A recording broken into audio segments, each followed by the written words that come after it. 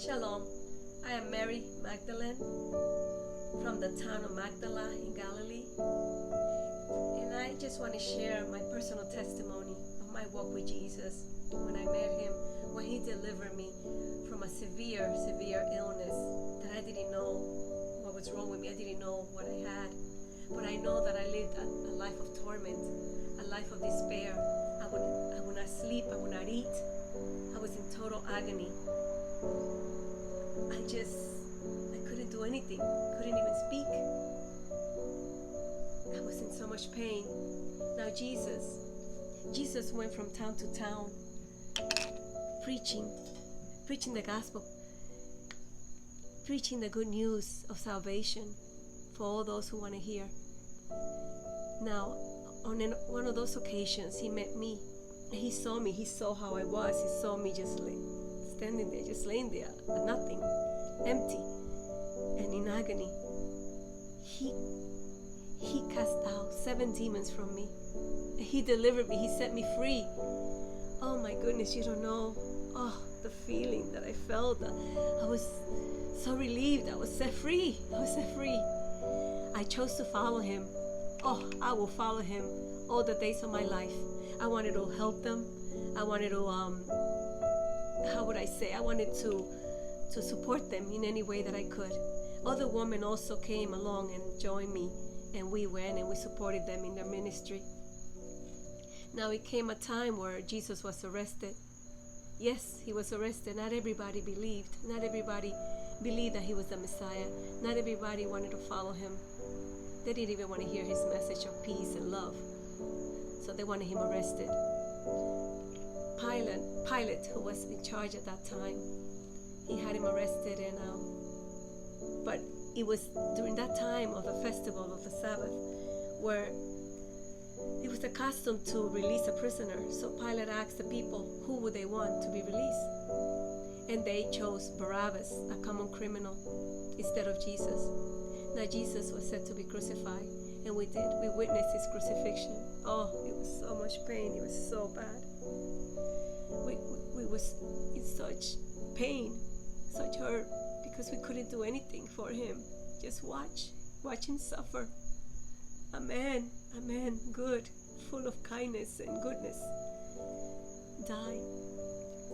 Now, the disciples, they ran off because they did not want to be arrested, but we stayed. Me and Mary, the mother of James and Joseph, we followed to see where he would be buried. We wanted to see the tomb and see how he would be laid, because we would want to come back with spices and ointment to prepare his body. For you see, everything happened so quickly during the Sabbath. We had to wait till the Sabbath was over to go and do it, So we did. On the 3rd day, Easter, we went to prepare his body, to put spices and ointment. But when we got there, the tomb was open. It was empty. I peeked inside. We started to cry. I wept and I wept. Who could have done such a thing? Who could have taken him away? Why? Where? And as I lay there, just weeping outside, I peeked inside again, and I saw 2 men dressed in white.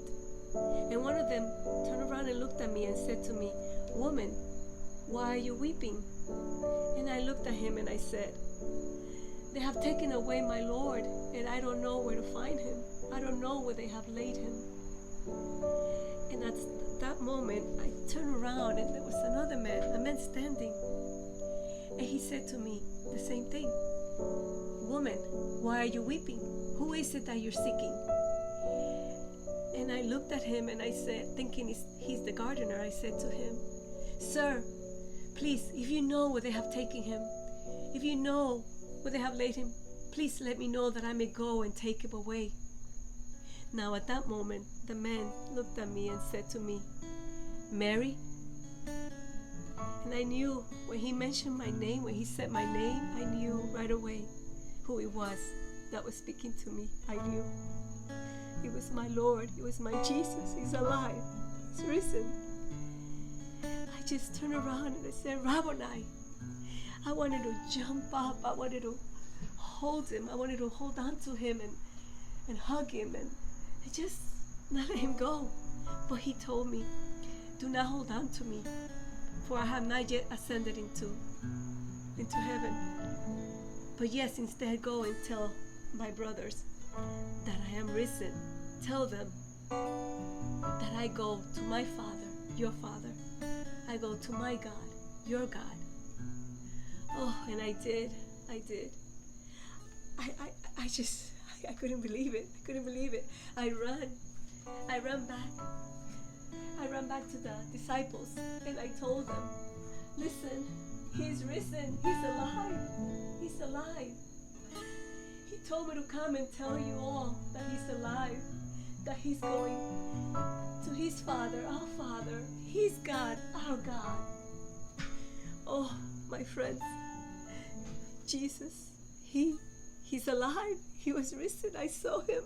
Oh, you don't know the feeling. You don't know. Oh, couldn't believe it that my Lord and my Savior is alive. He's risen. And the disciples, they believed, because they remember when he told them that he would die, but on the third day he will rise again and ascend into heaven, and that he will come back. He will come back for us. Oh, I pray, if you knew him like I know him, if you knew him like I knew him back then also, and know him now, you too will believe, you too will follow him. I pray that you all will come to know my Lord and my Savior. He will be your Lord and your Savior too. That you will follow him all the days of your life until his return. I want to thank you all for allowing me to share my personal testimony, how he saved me, how he delivered me from my illness. I pray again that you come to know him also as your Lord and your Savior.